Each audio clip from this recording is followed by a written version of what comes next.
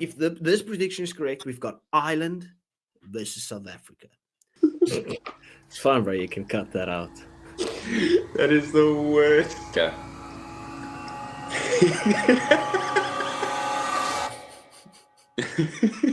I'm too far gone now.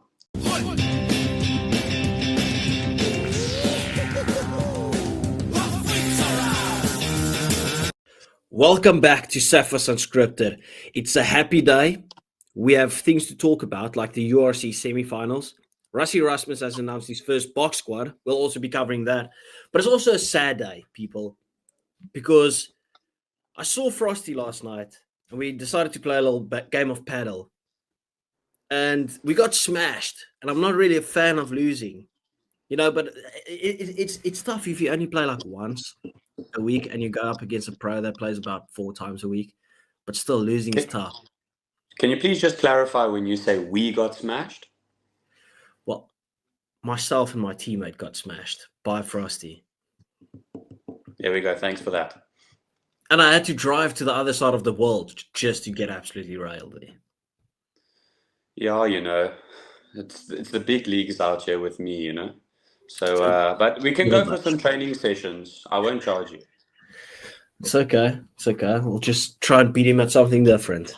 But just know, this will be one of those occasions where, because I've lost you twice now. We've played twice. I've lost you twice. If I beat you once, you will never hear the end of it. Right? So I'll give you a little bragging rights for now. But just know, because you're so much higher, you rank so much higher than me, as soon as that moment comes, you'll owe me for life. It just is what it is. Anyway, people, you are here to chat rugby. So let's chat rugby. If you're just like us, just fans that come together, talk about the game that we're so loving it all, please do remember to hit that like and subscribe button. Go to if you want to see our short form content, go to our Instagram and our TikToks. We post there as much as we possibly can. Join the community. But here we go, Frosty. What do you want to talk about first? We're chatting Springboks, or do you want to chat URC? URC is probably the big one at the moment. Yeah, I think let's do URC. It's around the corner. I can't wait. So we've got two blockbuster games, blockbuster semi-finals, a lot on the line. So I think we chat a bit about the URC, and then we can go into Rassie Erasmus's squad he selected. Fair enough. Our first game, we've got the Irish and the Scottish meeting each other. Massive game. You would probably the defending champions against probably the favourites. If Leinster win this game, getting a home final at the Aviva, you'd probably say they are the favourites then. If Glasgow do it, you'd probably say they are the favourites, right? But even though they have to travel down to South Africa because they're the defending champions.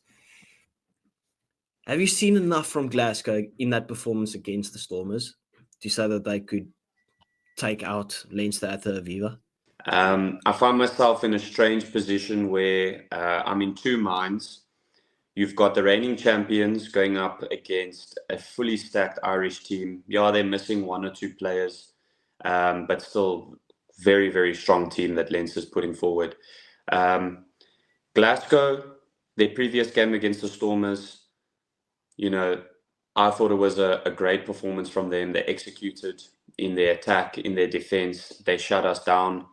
So I don't think it's going to be a walk in the park for Leinster. I will give my prediction, a little bit later. But, to win away at the Aviva is going to be quite a test for Glasgow.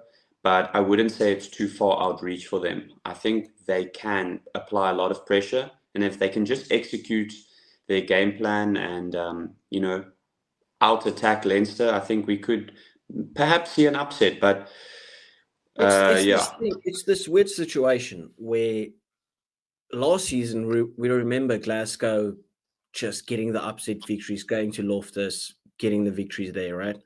And then this season, you can't look past the fact that they got 50 put on them by Leinster just a couple of weeks ago, right? In the in the quarterfinals of the Champions Cup.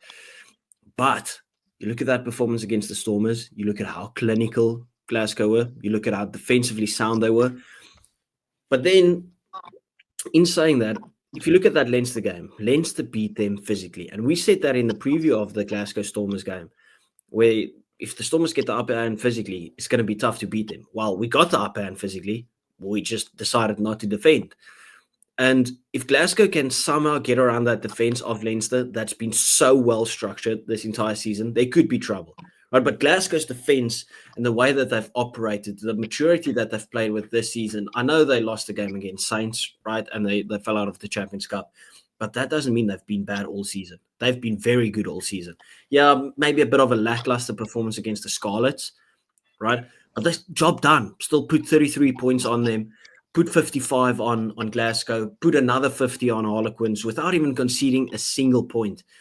I just can't see how you drop off from that type of performance to losing the next one you guys face each other. I know Tuipulotu's back. I know Carl Steyn was playing great. Carl Rowe was playing great. Rory Dodge was sensational. He got the man of the match in that game. Inku Venter was great for Glasgow. But I mean, that's a good couple of guys that stand up. But you look at the depth, the 15-man strength that Leinster have, and then the depth that they have on the bench as well. I just struggle to see where Glasgow get the upper hand in this one. And Leinster will just take that performance that they had against Glasgow and say, well, we beat them down like international style of rugby in terms of kicking to the touchline, mauling, great scrum, defensively sound. They'll just do that again, because if they do that, they look absolutely unbeatable. Yeah, for sure. I totally agree with you. You mentioned the Saints game, and I think when we look at the Saints game, they managed to expose that Leinster defense quite a bit. Not only that, they just applied some scoreboard pressure and then were defensively sound. So if Glasgow can do something similar, I know under Jock Nienaber, he's got quite a great defensive system going there with Leinster. I mean, they had like 2 back-to-back games where they scored over 60 points and didn't concede. And then after that, they go and play against Saints and, get beaten in that semi-final of the Champions Cup. So maybe looking into that game a little bit and taking some stuff out of there will do Glasgow well. But yeah, it's going to be such a tough ask to do that away from home at the Aviva. But I just wouldn't write Glasgow off. But if I had to go with my gut feeling again, I think we see Leinster in a final. Yeah, I agree with you. I'm not even trying to disrespect Glasgow. I just feel like it's just been the writing on the wall. This is the year for Leinster. If there was ever a year, they've looked the best this season by a country mile. You look at the influence that the likes of Geordie Barrett had this season. You look at the influence of Ergie Snyman. I mean, Ergie Snyman's kind of going under the radar now, but it's only because he stood out so much at the start of the season. He'll be hungry. He's a serial winner. Ergie Snyman, if there's one thing that he knows how to do, that's winning. Right? He's going to be there. He's going to play a massive role. Yes, there's maybe a couple of injuries for Leinster, but that's why they have that squad depth. They've got all the money in the world. They've got the players. They've got the talent. Glasgow could probably match up the first 15 against each other, right? Like the starting lineup against each other. But just the depth that Leinster can bring off the bench. They are so spoiled with such extremely good talent that they just have to win this game. And to be fair, right, I'll just say this, and I don't know if the Irish fans will agree, but in terms of the standards, all these years we heard about the superpower of Leinster, right? And we can see that they are superpower. They've obviously won stuff in history. They need this.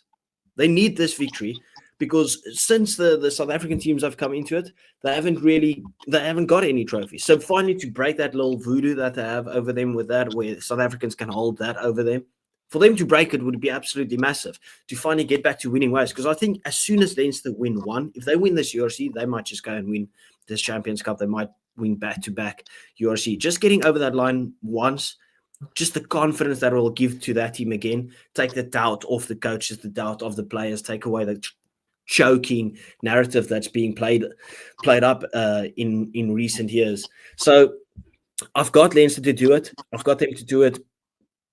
It's going to be a tight game at the start, and then I think they might just run away with it. I'm going Leinster to get it done by 13, 14 points, but with a mature performance. One of the performances that we've seen throughout the year. They've got their choking game out of the way, if you want to say it like that, against Saints, even though Saints were absolutely brilliant. I don't think Leinster choked. I just thought Saints were great. But if you want to say it like that, I think that game's out of the way, and now they focus on they deserve to at least be in the final and play that home final, and then it's going to be tough to beat them. Yeah, true. I wouldn't say they deserve it. But if they But in the maybe top of the world with like 15 points. I'm just a biased South African fan. I feel like we deserve another South African, home semi for fourth year in a row. Home final for the fourth year in a row. So, all jokes aside, they probably deserve it. But it would be nice if we could have another home final as a South African supporter. Yeah, of course. Whether you like the Sharks or dislike the Sharks or like the Bulls, dislike the Bulls. At the end of the day, we're all South Africans. We support South African teams. Doesn't matter who they go up against, so long as it's not your specific team. But I'd like to ask you a question based off of this game. And I'm going to isolate two players here just so that you can give me a breakdown of how you see this head-to-head battle going. And that would be Barrett and Tuipulotu in those inside center head-to-head. How can I call it? Sexy battle. It's a sexy battle. How do you see that going? Who gets the upper hand? And do you think these players are going to be making a massive difference to the outcome? Or, yeah, let me know what you think. Well, Jordie Barrett is widely considered as either number 1 or number 2 in the world in terms of outside centers, right? Because in my opinion, it's Damian de Allende and then Jordie Barrett. Inside centers? Yeah, inside centers, right? I've got Damian de Allende, but widely other people your neutral fan might say Jordie Barrett. I'm not going to kick up a fuss about that. But if you look at the performances, obviously right before he got injured, Tuipulotu, people would have said he's number 1 in the world on form. I mean, he's an absolute bulldozer. Literally, he's unstoppable. You saw it in that Stormers game. He came back for one game. He was absolutely brilliant. Their play styles are totally different. You're not really going to see Jordie Barrett break a line or break the line, get a break, a line break and run through about 50 meters and do something. But he's just the most consistent guy. Doesn't miss tackles, massive boot, creative, brilliant pass, where Tuipulotu would kind of be the one to take that ball forward. So it feels like it's two different inside centers. I reckon because of kind of big match temperament, Jordie Barrett's been there more times. So he'll probably have the upper hand in that. I think in a game like this, it's not going to be like a super rugby game where you run the ball from deep. I reckon the way that Jordie plays, the boot that he has, he can kind of dominate a game and control it a bit better. So I'll give the upper hand to Jordie, but it's going to be a very, very interesting battle. I reckon there's going to be a couple of big clashes between the two of those. The same as we saw, for instance, in the World Cup where the talk was hyped up between Bundi Aki and Damian de Allende. We saw them matching up against each other absolutely brilliantly. The two best players, in my opinion, on the field that day.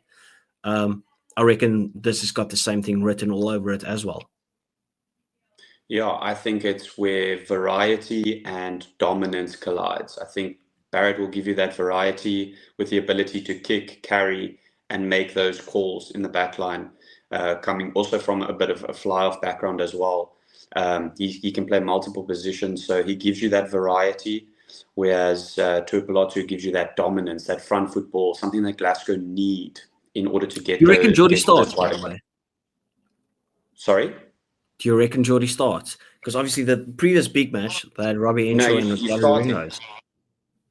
I'm pretty sure he's starting. Have they announced the squad or the team? No, but the amount of pressure that they received for not starting him last time, it would be absolutely stupid to not start him. So I'm claiming he's starting.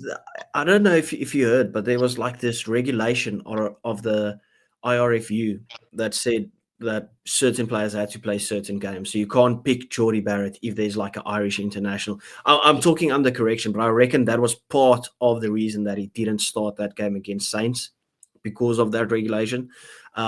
I could be wrong. It's just something that I heard. But then Robbie Henshaw is great as well, right? But Jordie Barrett, he's been there all season. He's done brilliant. I'd start him. Yeah, well, people, this is Safa's Unscripted. So whether they've dropped the team or not, This is all unscripted, but you can let us know in the comments, if we've got this one wrong, whether they've dropped the team or not. But, I would start him. They've made this mistake before. I know Robbie Henshaw is a solid, classy outfit, but I do think this Leinster team performs a bit better when Barrett is in charge in that inside centre position. So, look, we'll see. I hope that he's starting. I hope that he can impact the game as well to prove that he is the player that we all think he is and is known to be.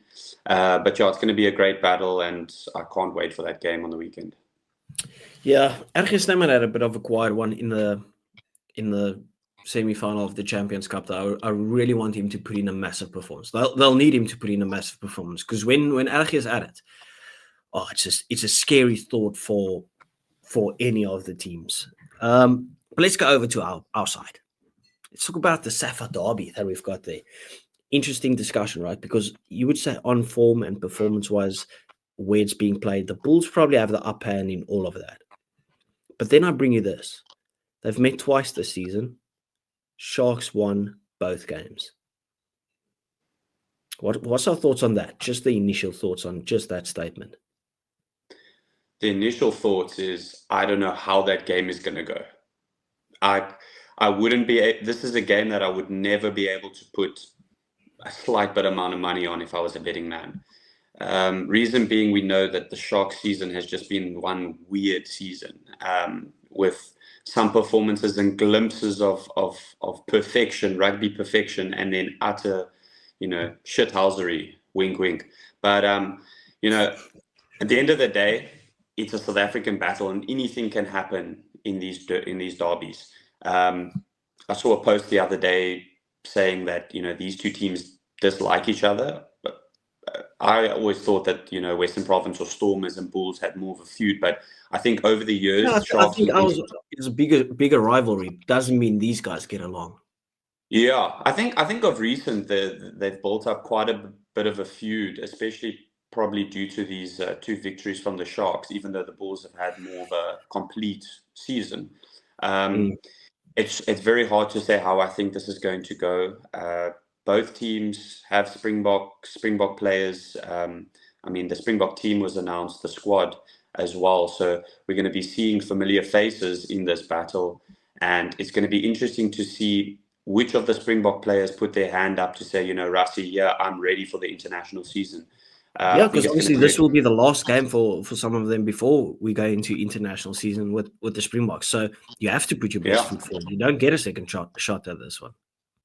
Yeah, 100%. This is the trial game to see who is on their form and who is moving with momentum into this international season. And Rassie is going to be paying a close attention to this game.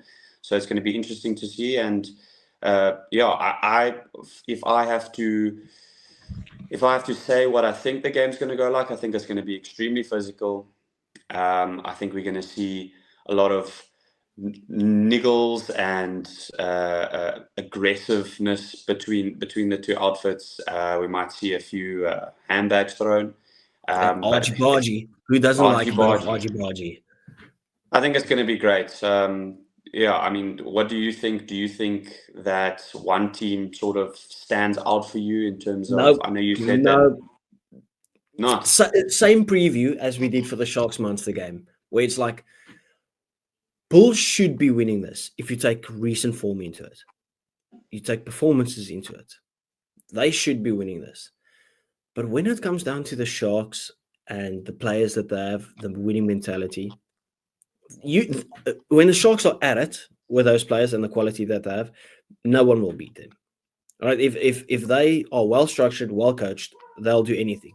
And it's business end of the season, as we said last time, where finally the guys that play for the Sharks, not everyone will try and stand out, because they know the main thing now is not to stand out, but you get the trophy. So you'll see the dirty work being done that needs to be done. And I reckon they'll pull out their performances like they did in the Challenge Cup last season, where if they get a sniff of that trophy, it's going to be so tough to beat them. And you could say it's because I'm a Stormers fan that I'm going against the Bulls at the moment, right? I'm actually leaning towards the Sharks, even though I've said the whole time that the Bulls are the team to beat. you just know when it comes to this point of the season, those guys will pitch up. You want to tell me that Evan Isabet doesn't want some more silverware? Auxin Che, Bongi Manambi, Vincent Koch, right? Lucanio Andrea Estreisen. I mean, just listen to just a couple of names that I mentioned there. I feel like I just mentioned only Springbok guys. Like that feels like it's the Springbok team. These guys, they are scary when it comes down to it. And you look at that game against Munster threw everything at them. And I know it went to a kickoff, but the Sharks never went out of the game. They were behind 11 points and still managed to find a way to win that game, even though it came with a there you go. But these guys, they are just so good. But if the Sharks are not there, and if they can be exploited like Munster did in certain periods of that game, the one thing about the Bulls that's been so impressive is how clinical they've been. They get a sniff at a try-scoring opportunity, they take it. Look at that Edinburgh game. Bro, that was crazy. The tries that the Bulls have scored, that's not Jake White tries anymore. That reeks of something different. And I love watching the Bulls like that. I hate the Bulls, but I love watching the Bulls because they play some of the best rugby. This is the moment for the likes of a Cameron Arnold saying, I'm going up against all these Bok boys. I'm going to put up my hand to get into that Bok lineup. This is the perfect game for him. Big match temperament. This is the type of stuff that Russie would die watching. And to be fair, the two of us as well. Like this is proper Springbok rugby that we're about to see this weekend. So I hope it's not a bum fest. I'm very excited for this one. Yeah, look, I actually just want to ask you the question straight up because you didn't actually give me an answer. But I don't actually think I asked it, but I was alluding to it. Who wins?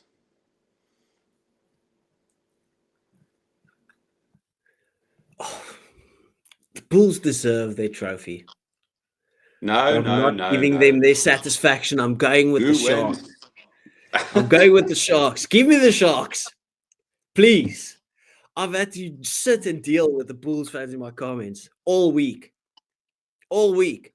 So I'll give me the Sharks to do it. Because then we have if this prediction is correct, we've got Ireland versus South Africa. But we're not claiming the Sharks as South Africa because they're not performing like the Springboks should be performing. But in player-wise, if we win, we'll say South Africa wins. But if we lose, we'll just say the Sharks lost. Coping. Yeah, I hear you. I can already see the headlines. Ireland versus the Springboks final. Leinster Sharks. Ooh, I'm going for Bulls. I want to be different again, Devan. The last podcast that we had, we gave our predictions. I ended up coming on top of those. So I'm going for the Bulls. I also want to see the Bulls in the final because I think they've got more of what it takes to beat a side like Leinster. They've shown it. They've done it. Yeah. They've done it. So I want the Bulls to win. I think they are going to win. They have home ground advantage. We know how these South African derbies go. It's a coin toss. But I think the Bulls are going to grind out a win this coming weekend. So I'm going for the Bulls. Well, the Bulls would if the Bulls win, that final is gonna be so saucy because obviously Leinster travelled to Loftus last season and lost the semi-final, which was still seen as kind of an upset. That's where Rugby Altitude FC, right? That's what everyone called them. So for the Bulls, that would be a thing like, okay, well, right before we went into the playoffs, we went into kind of business end already. We beat Glasgow on the road. We beat Munster on the road. So it would be massive for the Bulls after doing it last season at home where everyone just said, okay, well, it was because of altitude. If they can do it in the final against Leinster at the Aviva, that's a sexy little storyline. But I can't allow myself to let Bulls have that joy. So I'm going Sharks. So you'll let the Sharks have the joy, just not the Bulls. Yeah, because I despise the Bulls because they are our rivals, and that is part of rugby etiquette to not give them anything. Okay, I hear you. Well, look, it's going to be two crackers of games, and I can't wait for the weekend. I'm most certainly going to light myself a fire because it is bloody cold here in Cape Town. Yeah. And It's not I'm just like going to the enjoy the UK. rugby. Yeah, Yeah. it is cold, but yeah, I'm hoping for some quality rugby. I know it's going to be quality. I know it's going to be, I'm predicting it's going to be two close games, and may the best team win. Yeah, let's actually quickly just chat about, because we just spoke about the South African derby. We had the squad announced today by Rassi. That will be taking on the Barbarians, Italy, and Georgia. I'll give you a couple of names that's, I wouldn't say surprise entries, just like big decisions being made.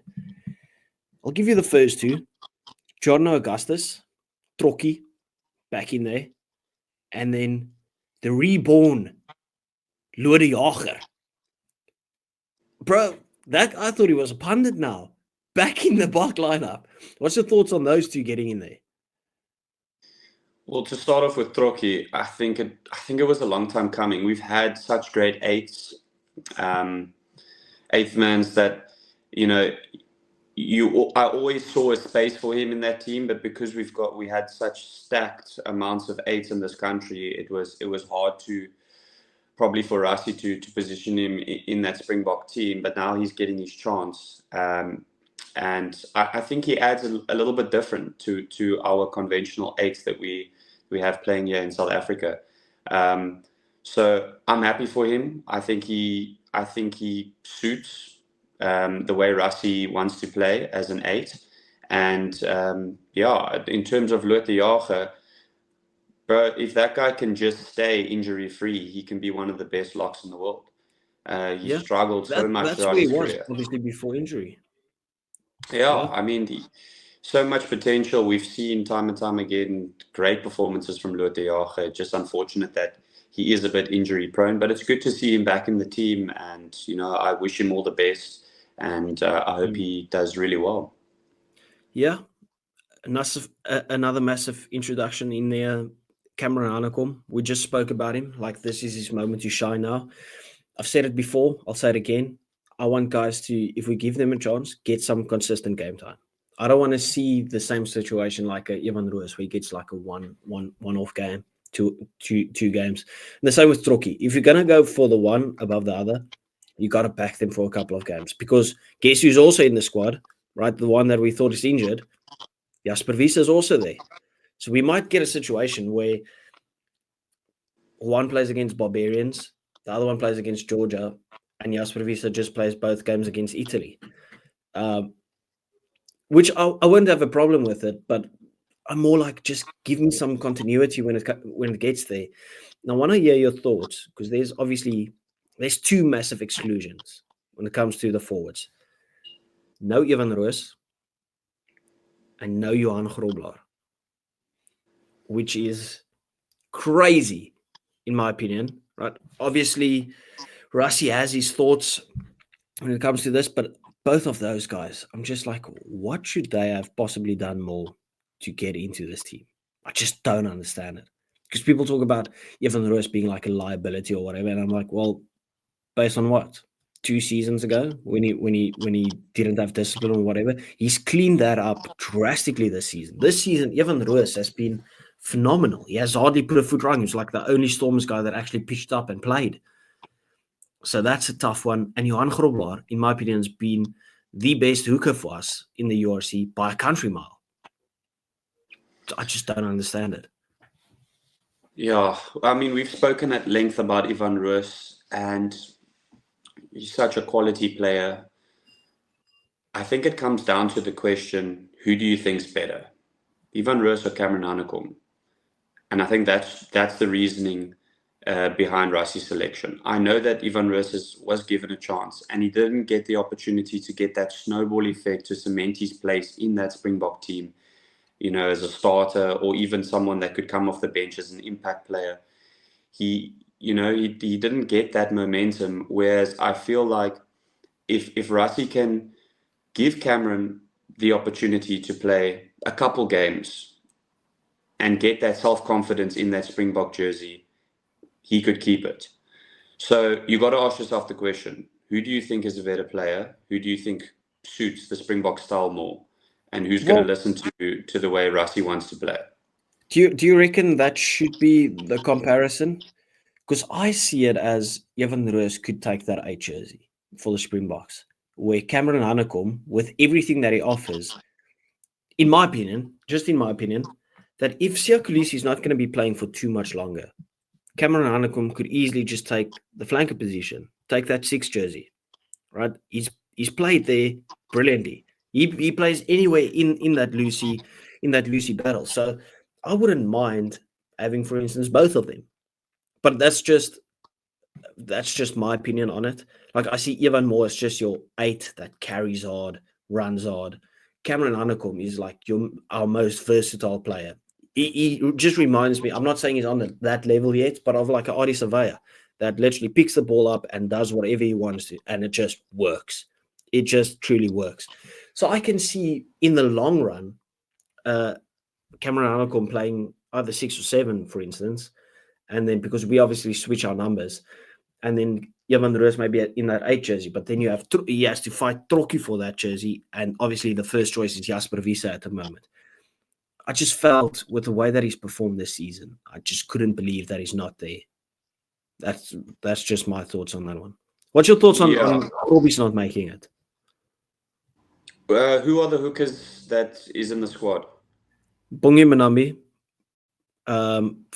not Frans Mal, Bongi Manambi, Malcolm Marks, and I'm guessing they're taking Jan-Hendrik Wessels as a prop / hooker because he can play hooker as well. He played against Argentina in that hooker jersey. He's been sensational, to be fair. Yeah, Let me check. I'm missing someone. Marco van Staren can probably play a bit of hooker, but I don't want to do that again. I don't want to see Lucy's playing hooker because they can be. Well, look, Casual, we're so privileged in this country to have so many options. So I mean, for us, we look at some players, Ivan Roos, Grobbies, that sort of people that are excluded, and you feel bad for them, and you're like, well, what more must they do to get into that squad? But there's other players in there that have, stepped up or shown before that they are classy players. So it's extremely hard as a supporter when you've seen the work that some of these players that are excluded have done, and that they can't make the team. It's obviously not nice. And I mean, like, interesting fact, if you look at Cameron Hanekom and Ivan Roos, they went to the same high school, Paul Boys. I think when Ivan Roos was matric, Cameron Hanekom was grade 10. Both coming from a massive institute of schoolboy rugby, and now having to play against each other and fight for that Springbok jersey.